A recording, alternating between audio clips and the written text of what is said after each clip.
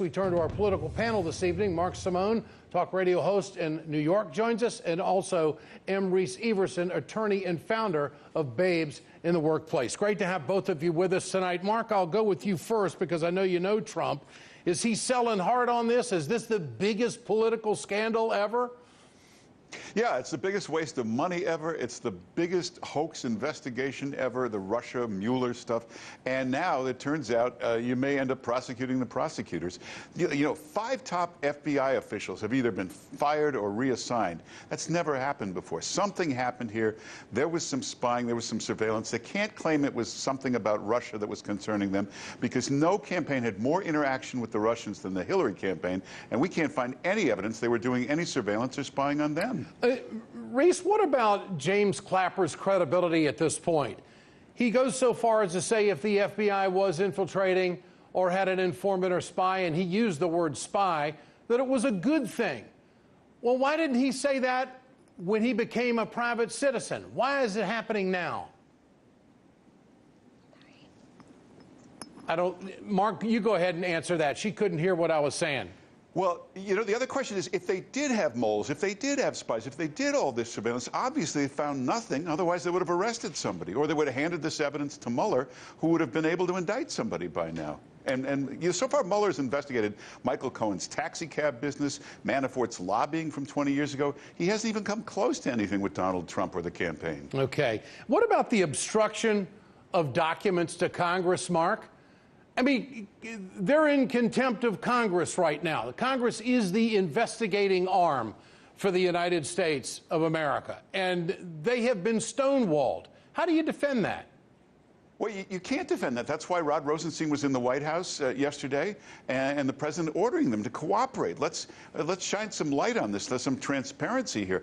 Let the House look at it. I mean, it's the most important thing in the world is to clear this up. If you can't trust our intelligence community, our FBI, this is a real threat to democracy. All right. At the same time, Ray said that even if, and of course this is Trump's guy, that when you began to investigate and go into releasing the source of confidential information, I mean, if we can't as a people rely on the protection of people who have come forward to speak about what's going on, what are we actually doing? What kind of investigation is this? This is becoming something that's dangerous and creating an unstable precedent.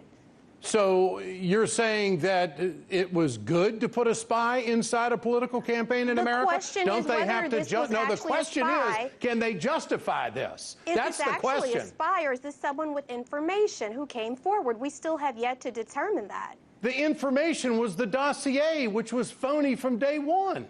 I mean, that was kicked off the investigation. And so that's why I believe James Clapper's credibility comes into serious question here. I mean, you have people who were connected to the Clinton campaign that clearly did not want Donald Trump to be president of the United States. Why is it so hard for the mainstream media in this country, Reese, to say that?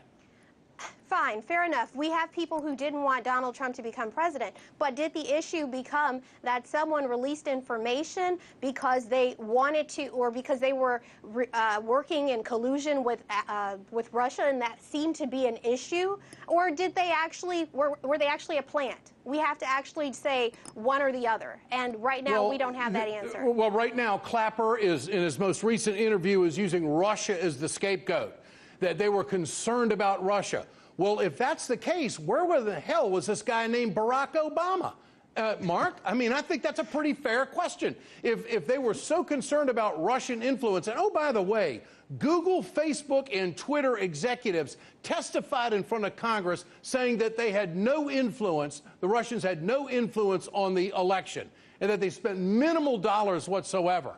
But Clapper, of course, went in front of the Senate Intelligence Committee and went so far as to pin it on RT. I mean, this has got cabal written all over it. And now Trump has got the outside guts of outside Washington to call him on it. Now, that's an opinion, but prove it wrong. Well, it's important that the Gang of Eight is used in something of this magnitude so that there is resources and insight from both sides, and that this is not just a partisan investigation. And the Gang of Eight does include John McCain, right, who's a real big fan of Donald Trump. I mean, the swamp still includes the Gang of Eight. And, the former FBI director, James Mueller, he didn't know that this was going on, and Clapper didn't reveal it until he wanted to write a book this week. Mark, you got the last word. Hey, I don't know if there was any, I don't think there was any Russian collusion, but there was certainly nothing between Trump and the Russians. Yet with the Hillary campaign, her husband's getting a fortune for speeches in Russia. Her foundation's getting a massive sum from Russia. Her campaign manager's involved with Russia. His brother's a paid Russian agent. I don't think there was collusion. But why isn't anybody looking at that? Great to have both of you with us tonight. Emery Severson and Mark Simone, thank you. Thank you.